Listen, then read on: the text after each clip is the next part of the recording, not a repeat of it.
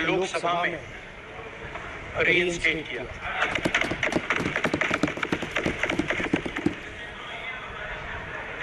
और पिछली बार जब मैं बोला तो शायद मैंने आपको थोड़ा कष्ट भी पहुंचाया, क्योंकि मैंने इतनी जोरों से अदानी जी पे फोकस किया कि जो आपके सीनियर नेता हैं शायद उनको थोड़ा कष्ट हुआ, तो वो जो उनको कष्ट हुआ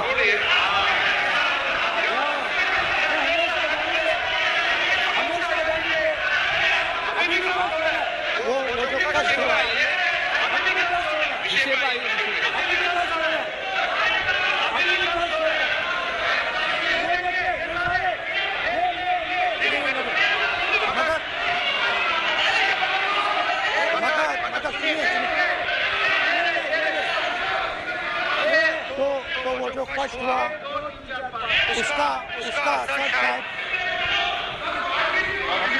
आप पे भी हुआ, तो इसके लिए मैं आपसे माफी मांगता हूँ। मगर मैंने सिर्फ सच्चाई रखी थी। मगर आज जो मेरे बीजेपी के मित्र हैं, आज आपको डरने की जरूरत नहीं है। आज जो मेरा भाषण है और आप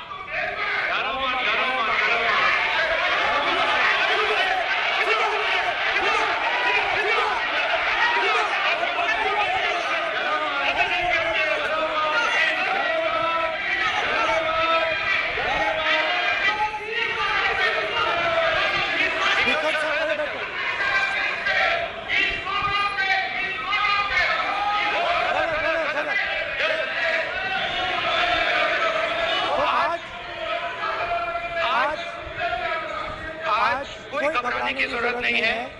आज मैं अपना भाषण, मेन जो भाषण है वो अदानी जी पे नहीं बोलने जा रहा। तो आप रिलैक्स कर सकते हैं, आप शांत रह सकते हैं, क्योंकि मेरा भाषण आज दूसरी डायरेक्शन में जा रहा है।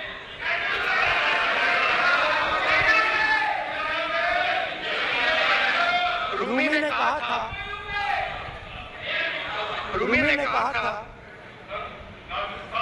जो शब्द दिल से आते हैं वो शब्द दिल में जाते हैं। तो आज मैं दिमाग से नहीं बोलना चाह रहा हूं, मैं दिल से बोलना चाह रहा हूं।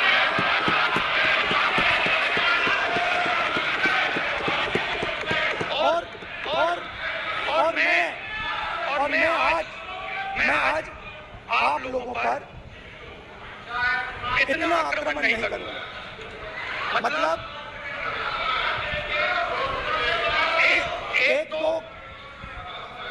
एक दो बोले जरूर मारूंगा, मगर इतना नहीं मारूंगा। तो आप रिलैक्स कर सकते हैं।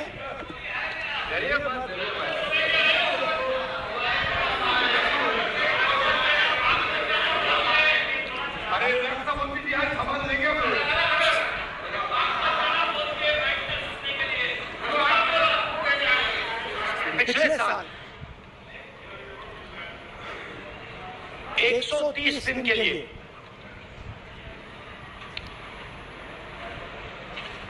मैं भारत के एक कोने से दूसरे कोने तक गया। अकेला नहीं,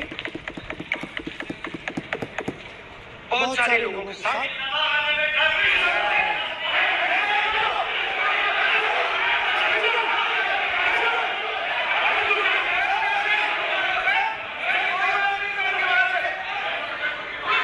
हमारा टाइम खत्म करने का साजिश है।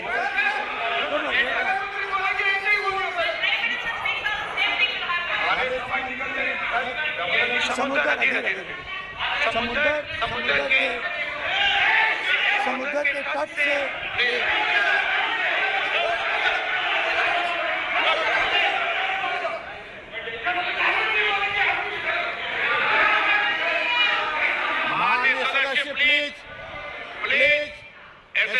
बोलने का माइक मत बोले आप।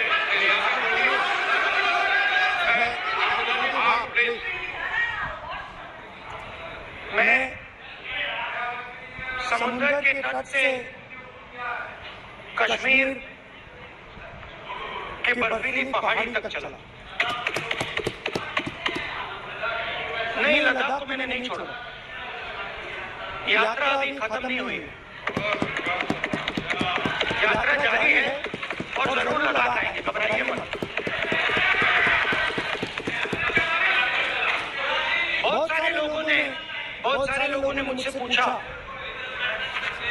यात्रा के दौरान, यात्रा के बाद कि राहुल तुम क्यों चल रहे हो, क्या तुम्हारा लक्ष्य क्या है, कन्याकुमारी से कश्मीर तक क्यों जा रहे हो। और जब वो मुझसे पूछते थे, शुरुआत में मेरे मुंह से जवाब नहीं निकलता था।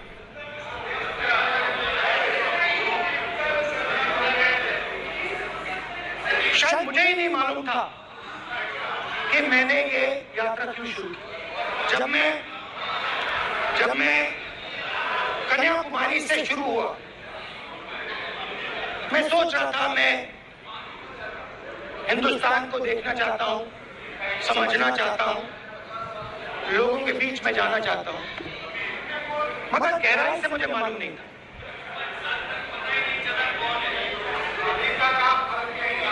थोड़ी देर में मुझे बात समझ आने लगी।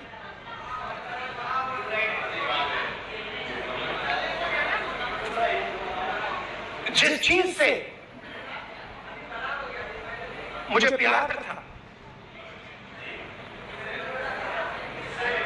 जिस चीज के लिए मैं मरने को तैयार हूं, जिस चीज के लिए मैं मोदी जी की जेलों में जाने को तैयार हूं, जिस चीज के लिए मैंने 10 साल हर रोज गाली खाई, उस चीज को मैं समझना चाहता था। ये है क्या जिसने मेरे दिल को इतनी। भाई आप रनिंग कमेंट्री बंद करो तो हम भी चालू करेंगे। सुनने का आप जिस चीज ने मेरे दिल को इतनी मजबूती से पकड़ रखा था, उसको मैं समझना चाहता। शुरुआत में जैसे मैंने शुरू किया, सालों से मैं हर रोज 8-10 किलोमीटर दौड़ता हूं, तो मेरे दिमाग में था कि अगर मैं 10 किलोमीटर दौड़ सकता हूं तो 25 किलोमीटर चलने का क्या मतलब, कोई बड़ी बात नहीं। कि मैंने सोचा आज मैं उस भावना को देखूं तो वो अहंकार था कि मैं ये कर सकता हूं, ये कुछ नहीं है। तो मेरे दिल में उस समय अहंकार था।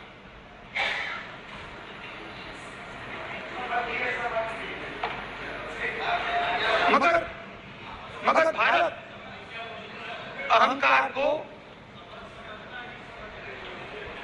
एकदम मिटा देता है, 1 सेकंड में मिटा देता है। तो हुआ क्या,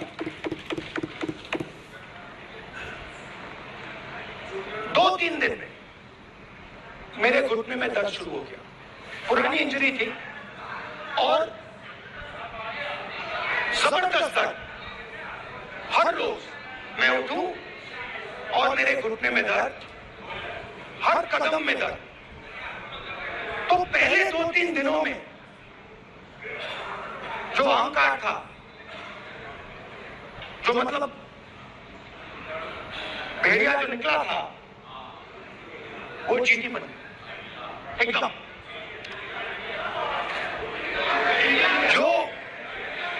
जो हिंदुस्तान को अहंकार से देखने निकला था, वो पूरा पूरा अहंकार गायब हो गया। और रोज मैं डर डर के चलूं कि क्या मैं कल चल पाऊंगा। ये मेरे दिल में डर था। और जब भी ये डर बढ़ता था, कहीं ना कहीं से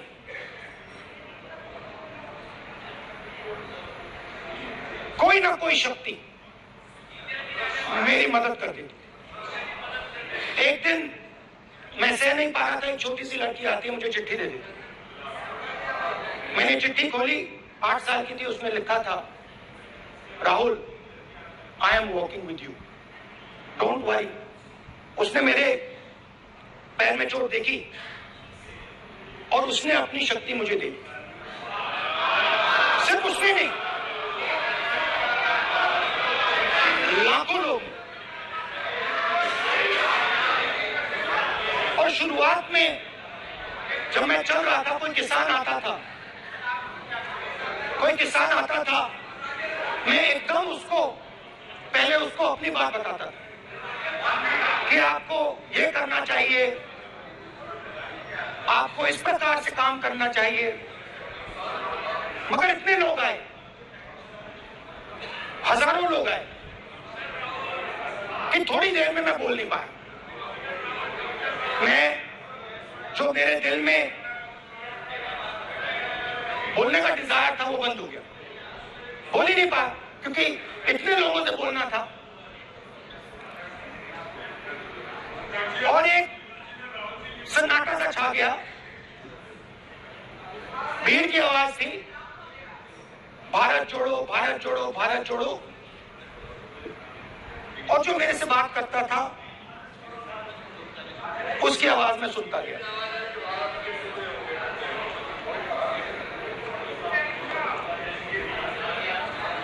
हर रोज सुबह 6 बजे से रात 7-8 बजे तक आम आदमी, गरीब, अमीर, बिजनेसमैन, किसान, मजदूर, सबकी आवाज।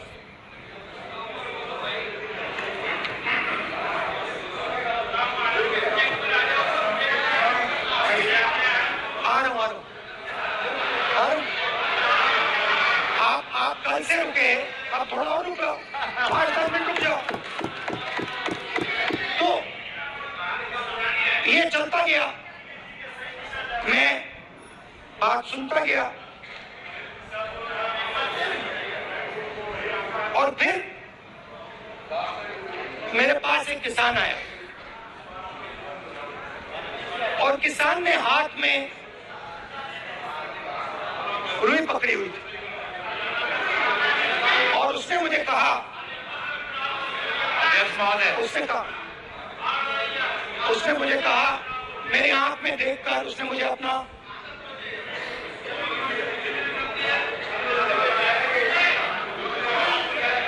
वो रुई का बंडल दिया, और उसने कहा, राहुल जी, यही बचा है मेरे खेत का, यही बचा है, और कुछ बचा नहीं है। मैंने उससे, जो मैं नॉर्मली सवाल पूछता था, भैया आपको बीमा का पैसा मिला, वो पूछा, बीमा का पैसा मिला, वो पूछा। और किसान ने मेरा हाथ पकड़ा। किसान मुझे कहता है कि नहीं राहुल जी, मुझे बीमा का पैसा नहीं मिला, हिंदुस्तान के बड़े उद्योगपतियों ने वो मुझसे छीन लिया। मगर इस बार बड़ी अजीब सी चीज हुई। जब मैंने किसान को देखा और वो मुझसे बोल रहा था, तो जो उसके दिल में दर्द था, वो मेरे दिल में आया। जो उसके आंखों में शर्म थी,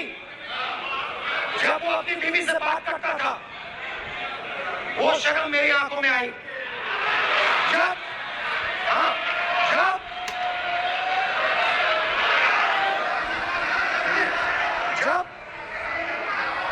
उसकी जो भूख थी वो मुझे समझ आई और उसके बाद यात्रा बिल्कुल बदल गई। मुझे भीड़ की आवाज नहीं सुनाई देती थी, मुझे सिर्फ उस व्यक्ति की आवाज सुनाई देती थी जो मेरे साथ बात कर रहा था। उसका दर्द, उसकी चोट, उसका दुख, मेरा दुख, मेरी चोट, मेरा दर्द बन गया। समझने की कोशिश करो।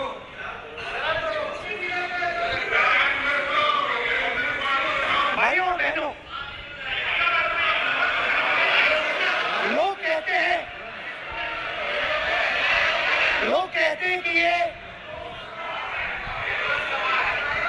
देश है,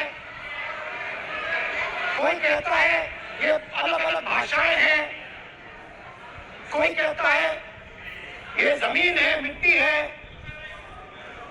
कोई कहता है ये धर्म है, ये सोना है, ये चांदी है।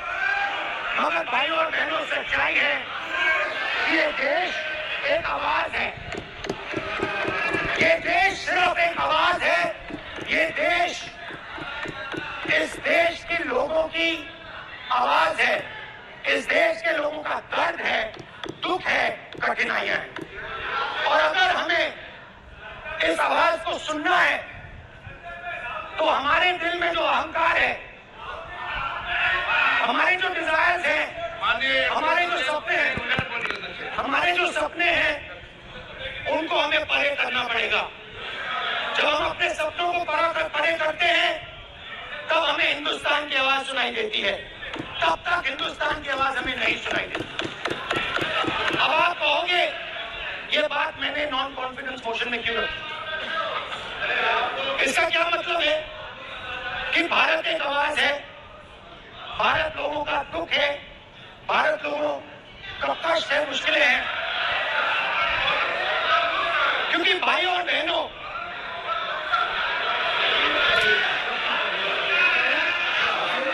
अध्यक्ष महोदय, अब पूरा सुस्त समय जवाब नहीं तो मिलेगा, पूरा सुस्त समय जवाब देंगे। फिर आप हमें मत रोकेगा, अध्यक्ष महोदय, फिर आप हमें मत रोकेगा, आप हमें मत रोकेगा, आप हमें मत रोकेगा, आप हमें मत रोकेगा, आप हमको मत रोकेगा। हम सब देखते हैं, सब सुनते हैं, आप हमको भी मत रोकेगा। तो स्पीकर सर, भारत एक आवाज है, भारत इस देश के सब लोगों की आवाज है। और अगर हम उस आवाज को सुनना चाहते हैं, हमें अहंकार को, नफरत को मिटाना पड़ेगा। स्पीकर सर, कुछ ही दिन पहले मैं मणिपुर गया, हमारे प्रधानमंत्री नहीं गए, आज तक नहीं गए, क्योंकि उनके लिए मणिपुर हिंदुस्तान नहीं है।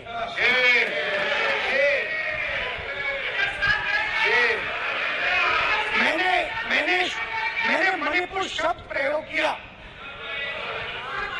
मगर आज की सच्चाई ये है कि मणिपुर नहीं बचा है। मणिपुर को आपने दो भाग में कर दिया है, मणिपुर को आपने बांट दिया है, तोड़ दिया है। मैं मणिपुर में रिलीफ कैंप में गया, रिलीफ कैंप में आज आ रहा हूं।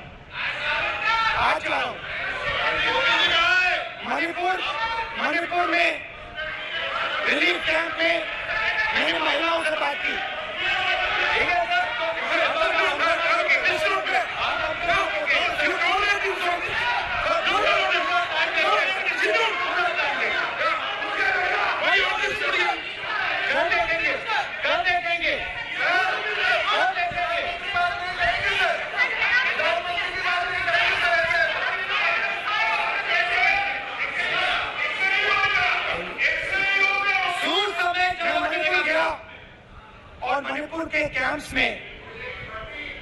मैंने महिलाओं से बात की, बच्चों से बात की, जो हमारे प्रधानमंत्री जी ने आज तक नहीं किया। एक महिला मुझे कहती है, मैंने उनसे पूछा, बहन क्या हुआ आपके साथ?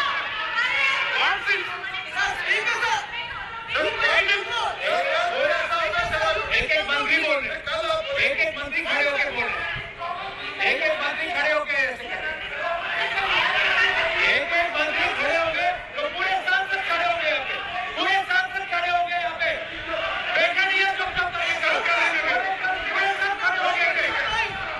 खड़े हो गए। कांग्रेस पार्टी ने पूरा देश खड़ा हो गया आपके खिलाफ, तो पूरा देश सरकार आपके खिलाफ खड़ा होगा। मैं बहुत सारी महिलाओं से बात किया, मगर मैं आपको 2 उदाहरण देना चाहता हूँ। एक महिला मुझे कहती है, मैंने कहा क्या हुआ तुम्हारे साथ? कहती है, मेरा छोटा सा बेटा, सम्मान करें, ये सम्मान, एक ही बच्चा था मेरा, एक ही बच्चा था मेरा, मेरे सामने, मेरे आंखों के सामने उसको गोली मारी है।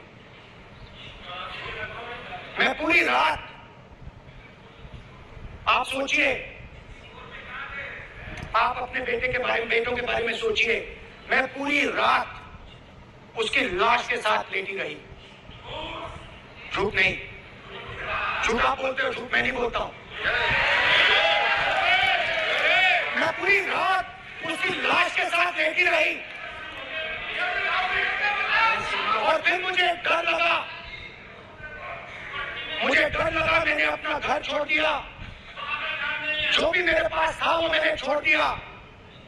मैंने उनसे पूछा, कुछ तो लाई होगी?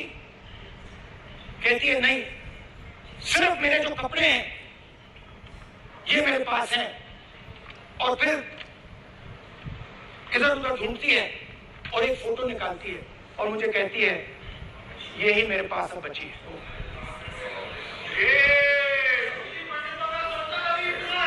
एक और उदाहरण, दूसरे कैंप में मैं, एक महिला मेरे सामने आती है, मैं उससे पूछता हूं, तुम्हारे साथ क्या हुआ? क्या हुआ तुम्हारे साथ? और जैसे ही मैंने ये सवाल पूछा,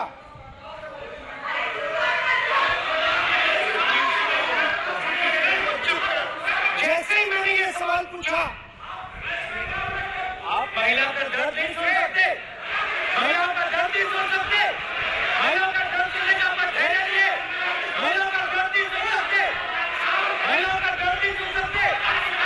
जैसे ही मैंने उससे ये सवाल पूछा, देखो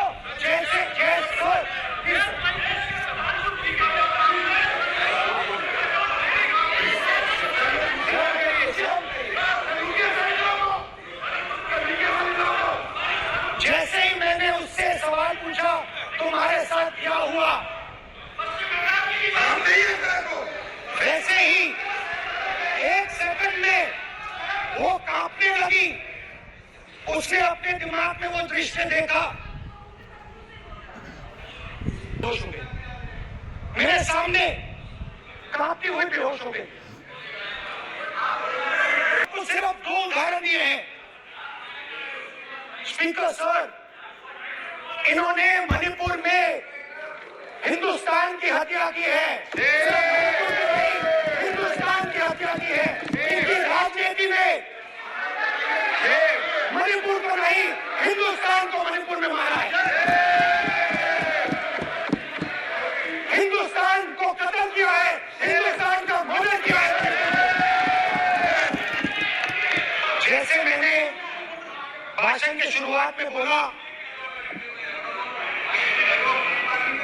भारत एक आवाज है, भारत हमारी जनता की आवाज है, दिल की आवाज है। उस आवाज की हत्या आपने मणिपुर में की। इसका मतलब भारत माता की हत्या आपने मणिपुर में की।